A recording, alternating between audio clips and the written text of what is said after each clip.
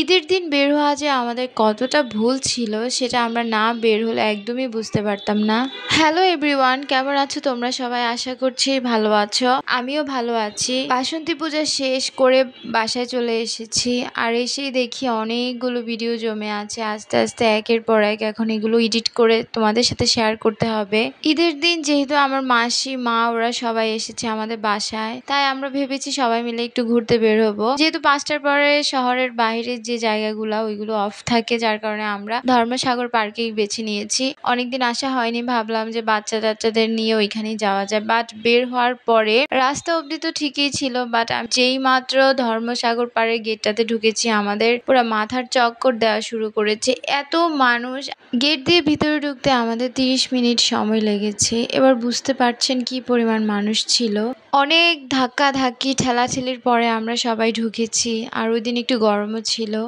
ঢুকেই আমরা ফার্স্টে বেলপুরি খেয়ে নিয়েছি, আর এই বেলপুরি আমার খুবই প্রিয়, ফুচকার মতো। এটা খুবই লোভনীয় আমার কাছে। আমি একসাথে 2-3 প্লেট খেয়ে নিতে পারি। যদি ওয়েদারটা একটু ঠান্ডা থাকে হয়তো আরো বেশি খেতাম, বাট গরমের কারণে এখানে আমরা সবাই মিলে একটু বসেছিলাম, যেহেতু অনেকটা ধাক্কা ধাক্কি প্রেশার নিয়ে ঢুকেছি। আর এখানে প্রাচ্য ট্রাক নিয়ে নিচেই বসে পড়েছে গাড়ি চালানোর জন্য, ওর অন্যদিকে কোনো খেয়াল নেই। আর এখানে আমরা সবাই মজা করে টেস্টি টেস্টি বেলপুরি খাচ্ছি।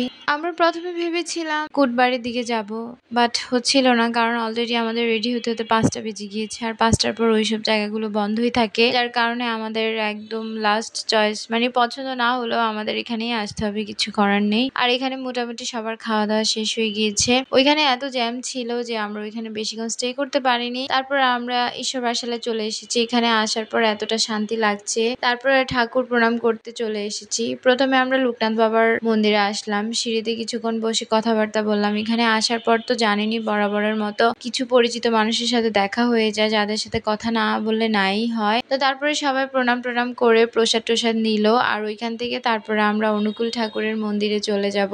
মন্দিরের জায়গাটা সবসময় প্রশান্তির জায়গা, এটা সবাই জানেন। আর এখানে আসলে ভালো লাগাটা অন্যরকম ভাবেই লাগে। আর এখানে আসার পর হালকা একটু মৃদু বাতাস ছিল, একদম শরীরটা শান্ত হয়ে গিয়েছে। তারপরে এখানে আমি সিঁড়ি দিয়ে হাঁটতে হাঁটতে নিচে নামছি, যেহেতু এখন আমরা অনুকূল ঠাকুরের এখানে যাব। আজকে প্রার্থনা আছে। আমাদের কি সৌভাগ্য, আমরা এসেই দেখছি যে প্রার্থনা চলছে, তাই আমরা প্রণাম করেই বসে পড়েছি। তারপরে প্রসাদ নিলাম। আজকে না বেরোলে নাই হতো, আবার বের হওয়ার পর মনে হচ্ছে কেন যে বের হলাম। বা ঠাকুরের মন্দিরে এসে ভালোই লাগে। ধর্মসাগর পার গিয়ে যদিও একটু বিরক্তিকরই লেগেছে, কারণ এত মানুষের ভিড়ে আমরা কোনো মজাই পাচ্ছিলাম না। হাঁটার মতো বিন্দু পরিমাণ জায়গাও ছিল না, যার কারণে আজকে মনে হলো না বেরোলে ভালোই হতো।